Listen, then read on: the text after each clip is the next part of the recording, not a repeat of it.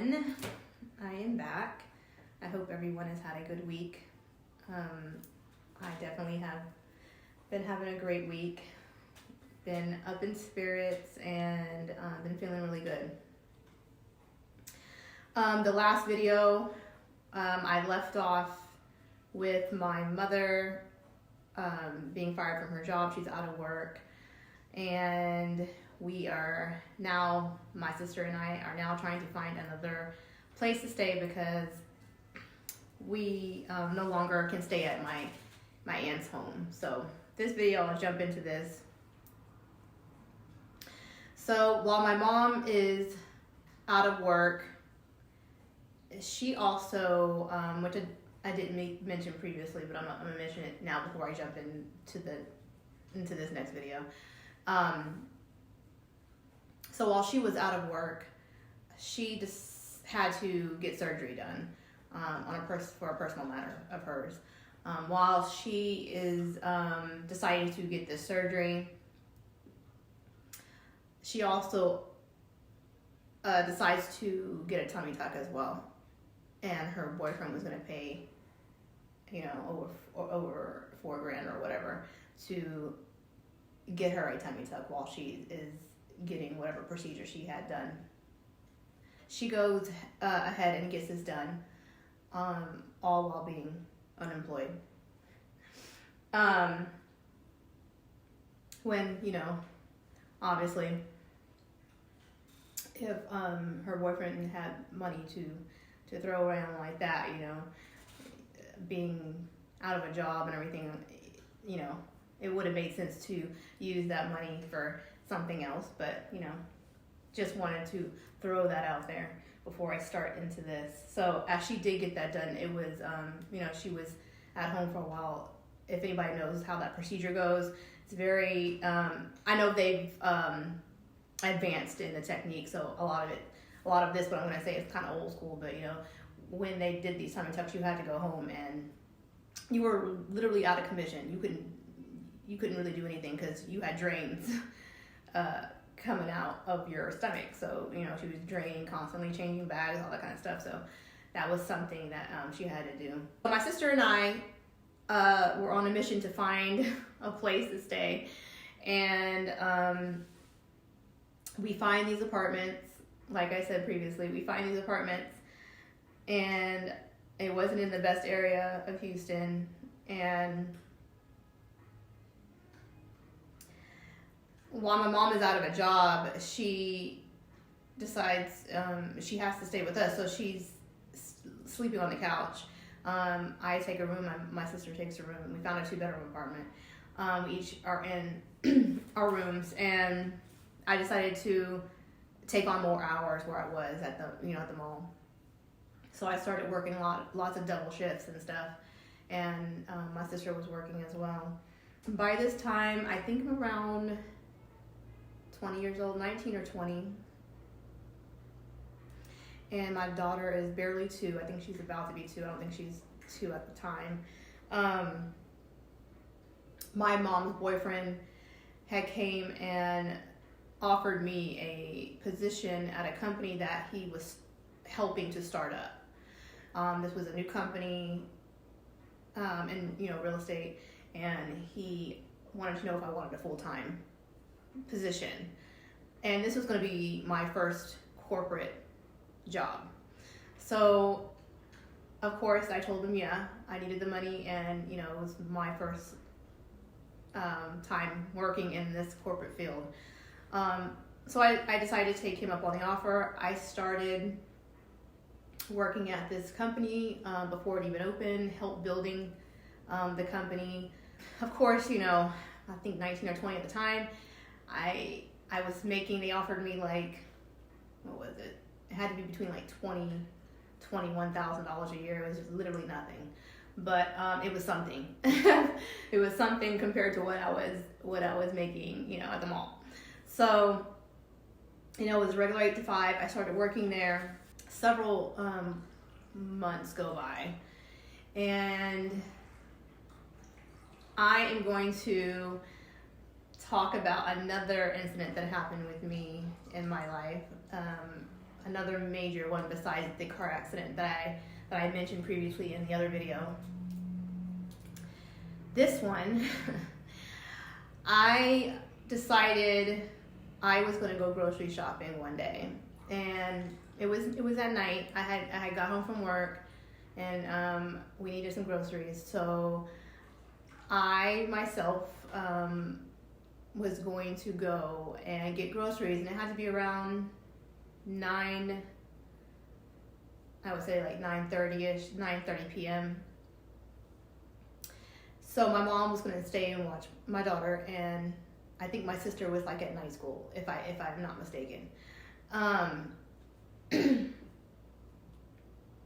And so I go out to the grocery store.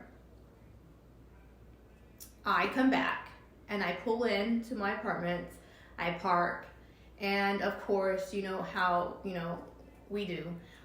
We don't want to make several runs back and forth to the car to the house, so I got all the bags and I put them on both of my arms and I'm lugging all these groceries to my house. So, where I parked wasn't too far from my door. So I start walking up the sidewalk to my house, and as I'm walking, I see, so I'm holding my grocery bags. I'm walking and I see two guys, and anybody who knows apartment complexes in Houston, you have sidewalks coming from every direction. So I'm walking straight, and then I see two guys come out from the sidewalk on my right side. So as I'm walking, I glance at them, and they pass me. I pass them, and I'm walking to my door.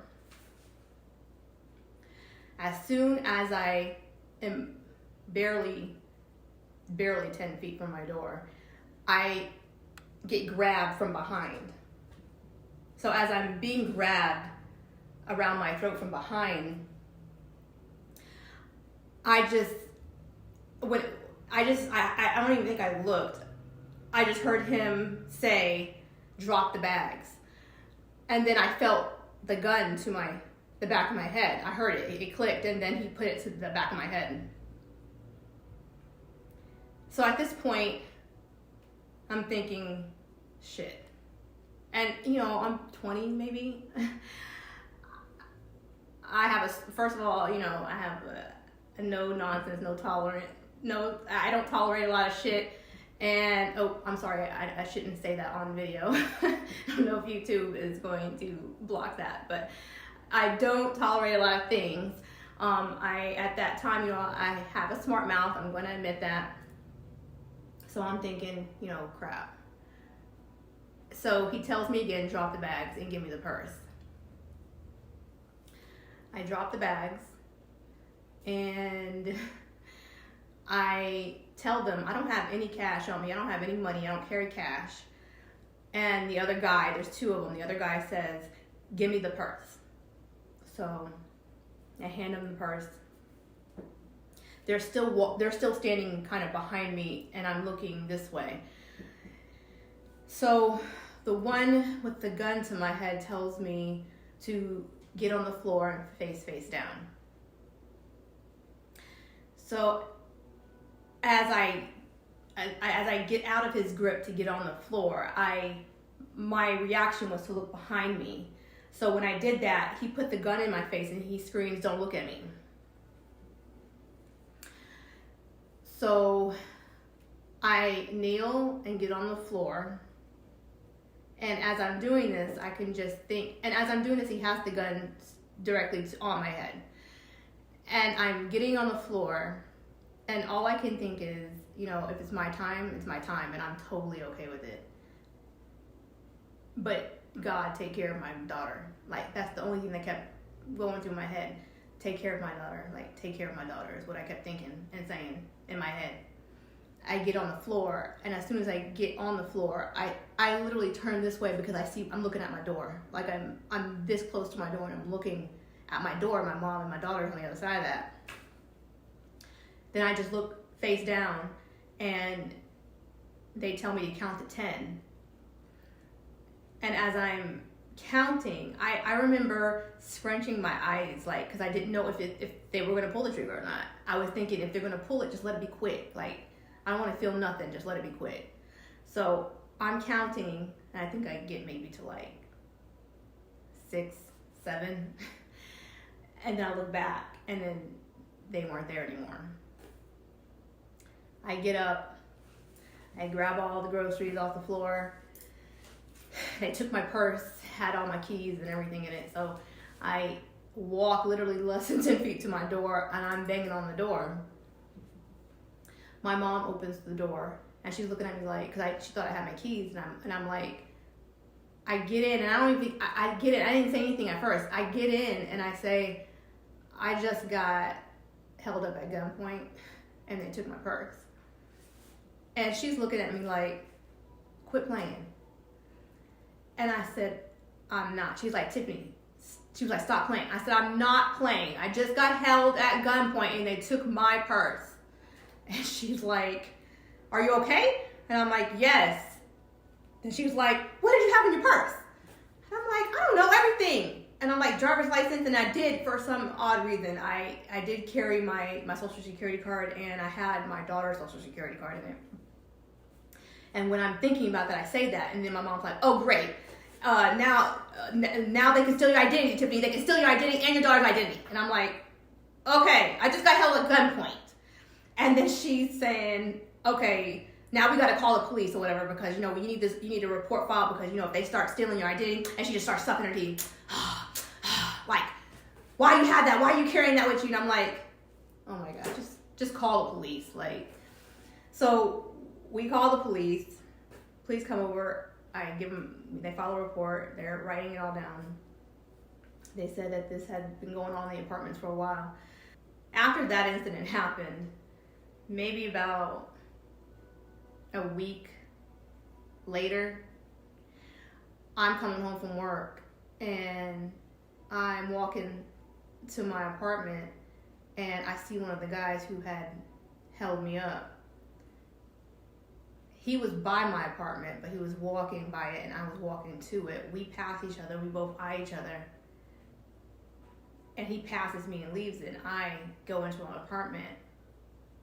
And I already knew he was trying to see if I knew and recognized him and gave him some type of thing to where I recognized him, but I didn't. I just kept going. But I knew that's what he was doing. So I went to the leasing office that day, and I told him I had to break my lease because I didn't feel safe and I didn't feel comfortable. I have a daughter, all this kind of stuff. I didn't know if it was going to happen again. They know where I live, you know what I'm saying? They know where I live, all that stuff. So they let me break my lease. I go back and tell my mother, we can't stay here anymore. We got to look for another place to stay. And I told her what happened, and she was just like, yeah, okay, well, if you feel like that's what you need to do, but there's crime everywhere.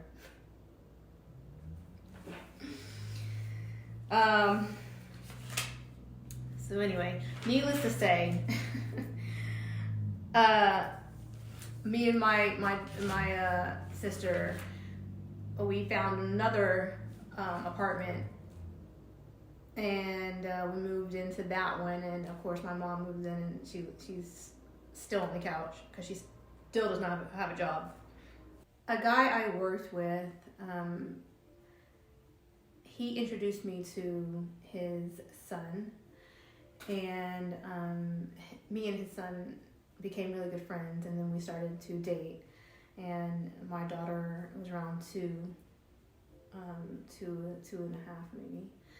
And at this time, my mother was constantly arguing and fighting with me and my sister, and it was all the time.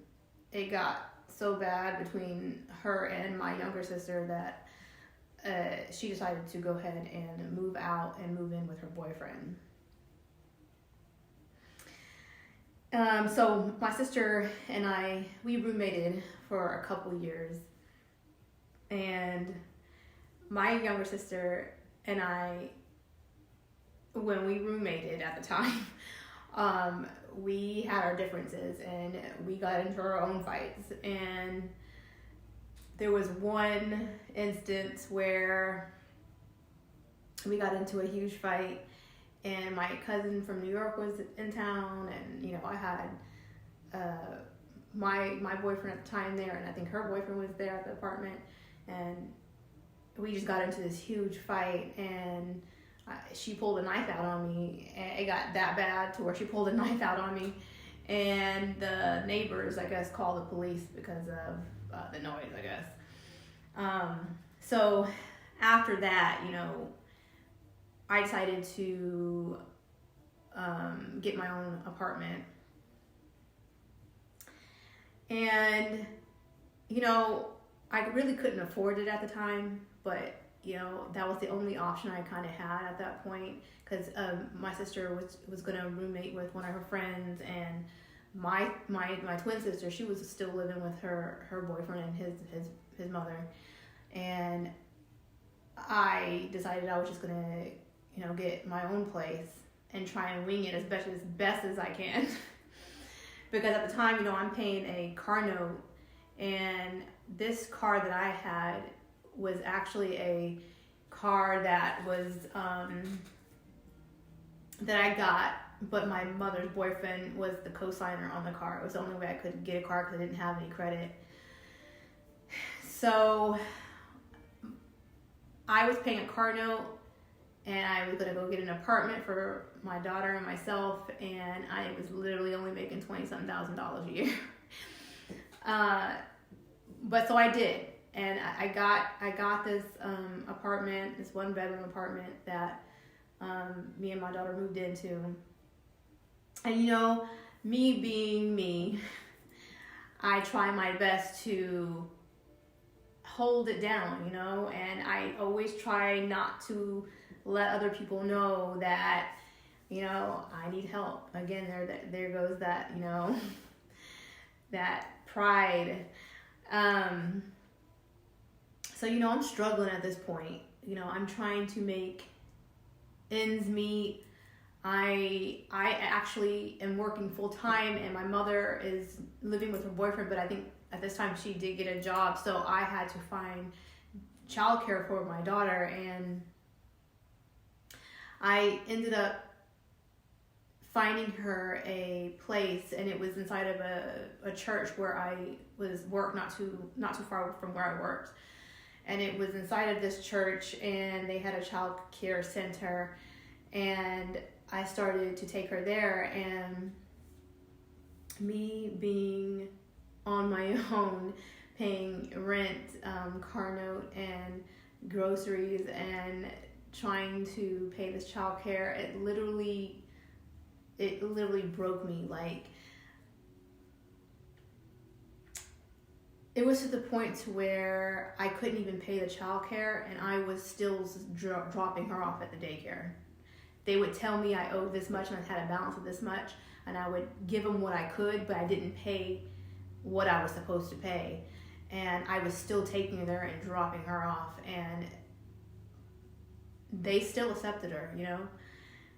They didn't turn me away, they didn't turn her away.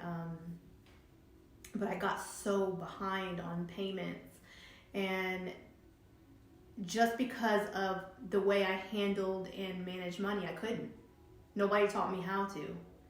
I was 21 years old, really just struggling, and it was to the point where, you know, I'm trying to pay for all this stuff, but I have no money in the account, and I'm even negative. Like, I'm negative in the account, but my direct deposits are hitting my account, and it's taking it because I owe the bank, because I'm negative hundreds of dollars. And this ain't like $35.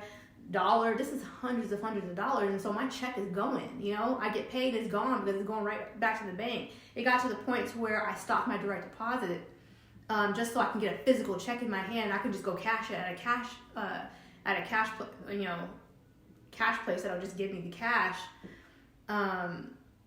But when that was happening, I couldn't pay rent. I was paying what I could on rent. I was paying what I could on child. I was literally sinking. I was sinking, and I didn't want to tell anybody I was sinking. Not the guy I was dating, And me being who I am, I always gave.